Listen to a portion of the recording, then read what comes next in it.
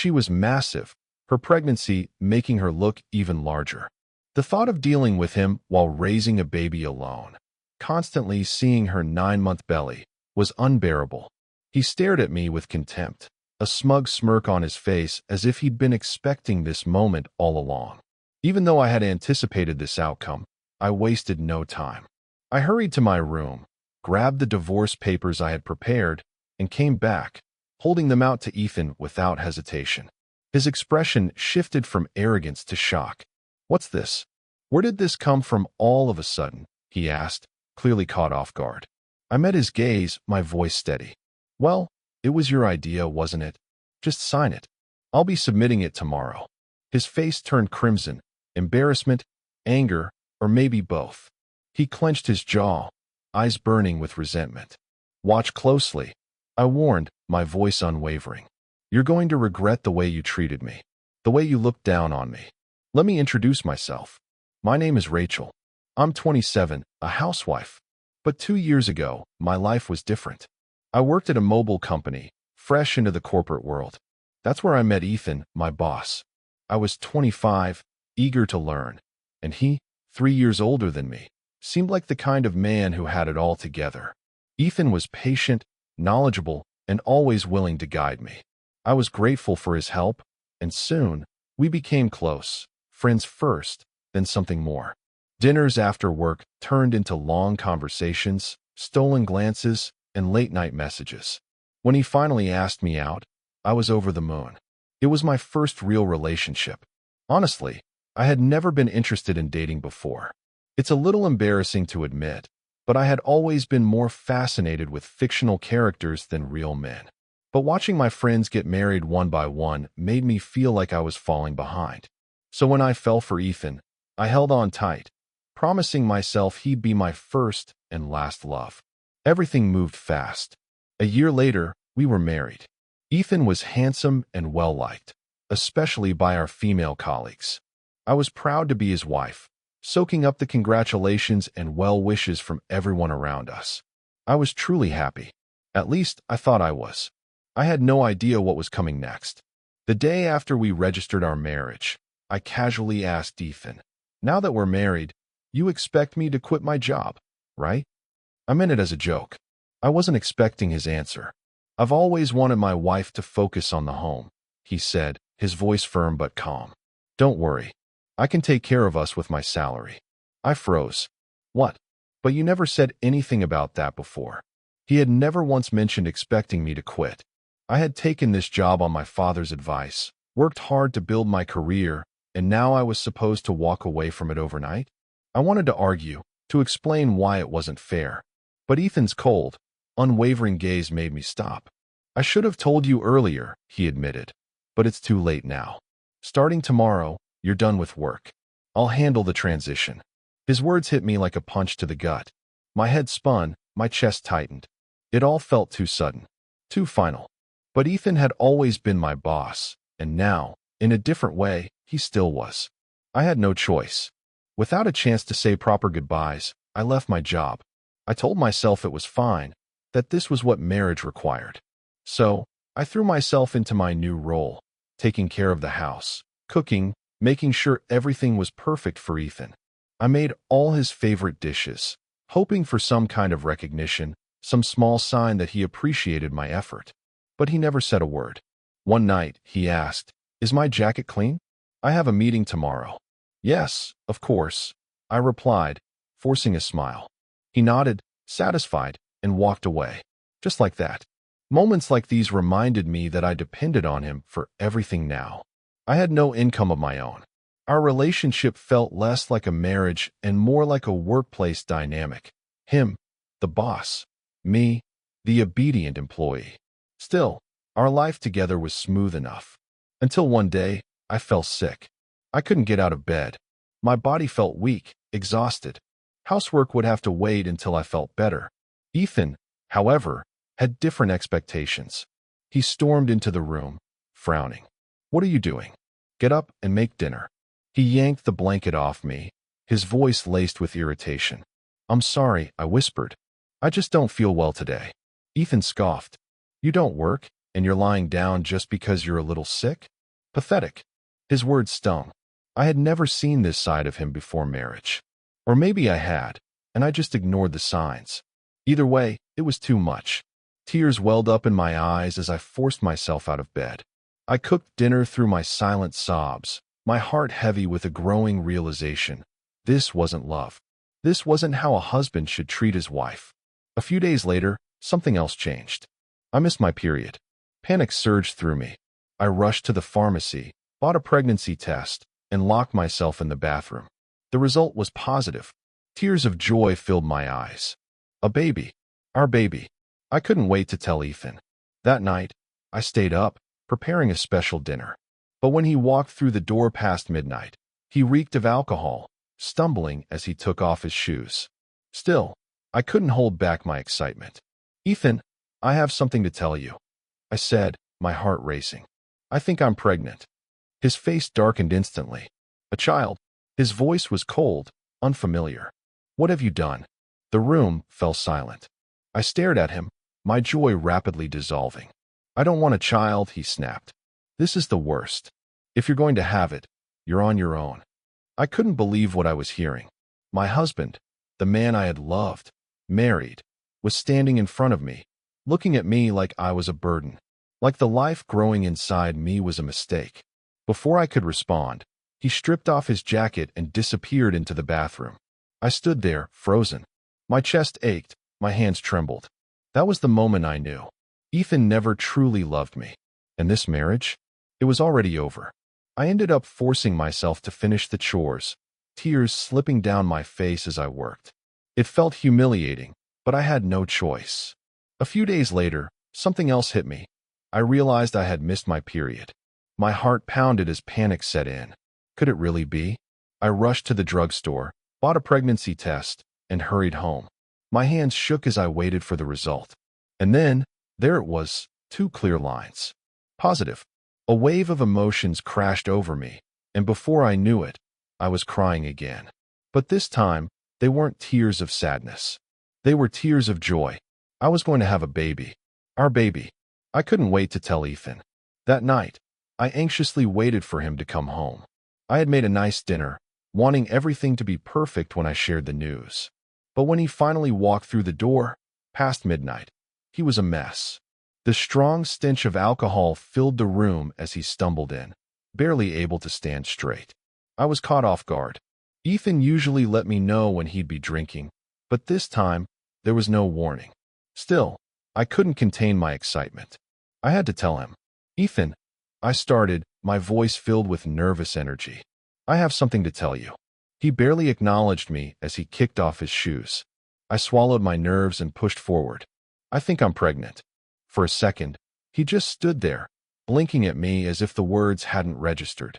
Then, his expression changed. A kid. His voice was sharp, unfamiliar. What the hell have you done? The excitement drained from me instantly. I haven't been to the doctor yet, so it's not confirmed, but his face twisted into something cold, something almost cruel. I don't want a kid, he spat. This is the worst thing that could happen. I froze. What? If you're having it, you're on your own, he said bluntly. And just like that, he started undressing, throwing his clothes aside before disappearing into the bathroom. I stood there, paralyzed, my heart sinking into my stomach. The happiness I had felt just moments ago had been shattered by his harsh words. He never once mentioned not wanting kids. We hadn't even been careful, so I had assumed we were on the same page. But now I was starting to wonder if I ever really knew him at all. Trying to collect myself, I walked over to hang up his jacket. As I picked it up, something crinkled in the pocket. A piece of paper. Absent-mindedly, I pulled it out, assuming it was just a receipt from dinner or drinks. But then I saw the name on it. A motel. My hands trembled as I looked at it more closely. The date, the time, it was from earlier that same night. My breath hitched. My stomach twisted in knots. Why? Why would he have this? What was he doing at a motel? Marriage was supposed to be built on love, trust. At least, that's what I had believed. But as I stared at that small slip of paper, my reality started to shift. Had he been cheating on me this whole time? Had I really been so blind? The more I thought about it, The more everything started making sense, his lack of affection, the way he treated me like nothing more than a housekeeper, his cold reaction to my pregnancy. Was I just a convenience to him? The realization made me feel sick to my stomach. I had spent my whole life dreaming of love, of romance, and yet here I was, living in something that felt more like a cruel joke. I needed answers. Ethan's behavior had already given me plenty of reasons to doubt him, but now I needed proof. From that night on, I started paying closer attention. His phone never left his side, not even for a second. He even took it with him to the bathroom. His room was always spotless, nothing out of place, nothing suspicious. At work, he was just as meticulous, keeping his desk clear of any personal belongings. It was like he had something to hide. I searched his pockets every chance I got, hoping to find another receipt, a note, something. But no luck. I even considered hiring a private investigator, but I had no money of my own. I was lost in my thoughts when my phone suddenly rang. I glanced at the screen. Dad. My father hardly ever called me. He was always too busy. Hello. I answered, confused. Hey, it's me, he said. How are you? I frowned. I'm okay. What's going on? Aren't you swamped with work? My employees have been handling things well lately, so I actually have some free time, he replied casually. That was a shock in itself. My dad was the CEO of a company in Canada, a workaholic through and through. Growing up, I barely saw him. He had always been too buried in work. So why was he calling me now? What's up? I asked, waiting for him to explain. And then, he told me something that changed everything. What my father told me left me completely stunned. Is that really true? I asked, barely able to process his words. Yes, he replied firmly. And you know he's not the kind of man to lie. I need you to trust me on this. I sat there in silence, my mind racing. At first, I was too shocked to respond. But as I slowly absorbed everything, I felt something unexpected, a sense of relief. Thank you, Dad. I finally said, my voice filled with gratitude. I'll handle it. I hung up the phone, my heart still pounding. My search for answers was finally leading somewhere. But even with this newfound clarity, I was overwhelmed with a mix of emotions, relief, anger, and a deep-seated frustration with Ethan that only grew by the day. Despite my pregnancy, he remained cold and distant, making no effort to be involved. The resentment between us festered, creating an invisible wall that neither of us tried to break down. As the months passed, the tension in our home only got worse. Then, everything shattered. By the time I reached my 9th month, I was walking on eggshells around Ethan, doing everything I could to stay out of his way. I lived cautiously, avoiding confrontation, just trying to get through each day in peace. One evening, as usual, I prepared dinner and set the table. Ethan came home, sat down, and started eating. Neither of us spoke. It had become normal for us to sit in silence. But this time, something was different. Out of nowhere, he slammed his fork down against the plate. What the hell is this? He snapped. It's tasteless. Before I could react, he grabbed the plate and threw the food onto the floor. I stared in disbelief. My heart pounded in my chest. I had seen his bad temper before, but this was something else. I took a shaky breath, trying to keep my emotions in check. I had been using less seasoning in our meals, trying to keep things healthy during my pregnancy. If he had a problem with it, he could have just added salt himself. There was absolutely no reason to throw the food like that. I opened my mouth to say something, but before I could get a word out, he sneered. And then, with pure malice, he muttered something I would never forget. I don't want to be with a woman whose belly makes her look like a damn monster, he said, his voice dripping with cruelty. You're on your own with that kid. His words cut deeper than any knife. I had feared this day might come, but some part of me had still hoped he'd change. That maybe, just maybe, he'd step up. But now, standing there, I knew this was it. Without hesitating, I turned and walked straight to our bedroom. My hands shook as I rummaged through my drawer. Within seconds, I found what I was looking for. When I returned to the dining room, I placed the documents firmly in front of him. Here, I said, pushing the papers toward him. Divorce papers. Ethan's eyes widened. What the hell, he scoffed. Where is this coming from all of a sudden? I folded my arms. It was your idea, wasn't it? Just sign them. I'll file them tomorrow. The truth was, I had been considering divorce ever since I suspected him of cheating. But with a baby on the way, I wasn't sure if I'd be able to handle it alone. Now, though? Now, I had a plan. Ethan's shock quickly turned into rage. His face turned a deep shade of red, and his jaw tightened. You think you can manage without me? He spat. You're making a mistake. You have no idea how hard it's going to be. You'll be raising a baby all by yourself, and you're going to regret this. But I didn't waver. I wasn't afraid anymore. I'll be fine, I said, my voice steady. Don't worry about me. Maybe it was my calmness that got to him, or maybe he was just too arrogant to believe I'd actually go through with it. Either way, he snatched up the pen and signed the papers without much resistance. Here, he said, shoving them back toward me. If this is what you want, take it. Thanks, I said simply. I think part of him expected me to beg, to hesitate, to break. But I didn't. The next day, I submitted the papers and left. When Ethan came home from work, I knew he'd be in for a surprise. The house would be empty. No sign of me, no trace of my things. Just the realization that I was truly gone. I moved in with my parents, who welcomed me with open arms. My father had returned to the U.S. from Canada and insisted I stay with them. And honestly, it was the best decision I could have made. For the first time in a long while, I felt safe. Ethan called 3 times that first day, but I ignored him. Then, just like that, he stopped trying. And that's when it became clear he never really cared. He was probably off with his mistress, already moving on, maybe even planning another marriage. But me? I was free. 6 months later, I gave birth to a beautiful, healthy baby. My parents helped me every step of the way, and for the first time in forever, I felt at peace. Then, out of nowhere, Ethan called again. At first, I let it ring, but he was persistent. After ignoring him for days, I finally picked up, more annoyed than anything. What do you want now? I asked, not bothering to hide my irritation. His voice came through the line, full of something I hadn't heard from him before, genuine shock. Hey, what the hell is going on? Why were you on that TV show? And since when are you the daughter of a damn CEO, sitting on millions of dollars? I frowned. What are you talking about? Ethan let out a bitter laugh. I saw the show. The one about your family. You think you can just walk away from me and live some rich, happy life? And just like that, I understood. He had seen the documentary that aired after I moved back home.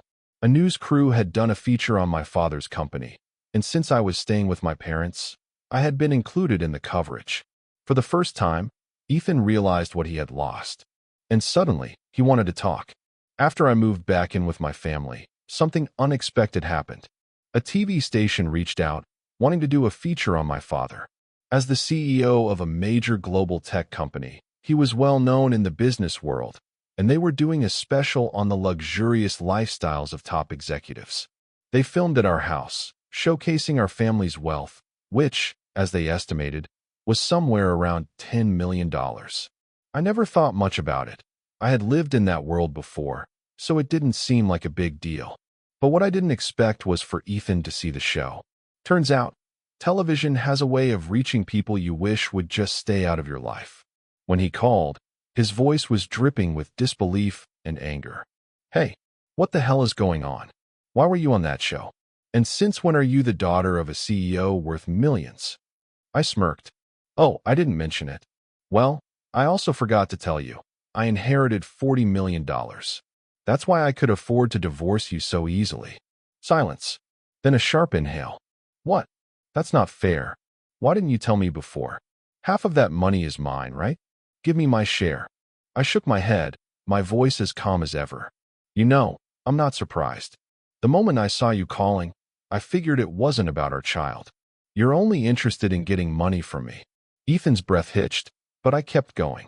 For your information, gifts and inheritances from parents aren't included in property division. So legally, you get nothing. He stammered. What are you talking about? I let out a sigh, tired of his delusion. Ethan, you're the one who called me. You don't get to be mad now.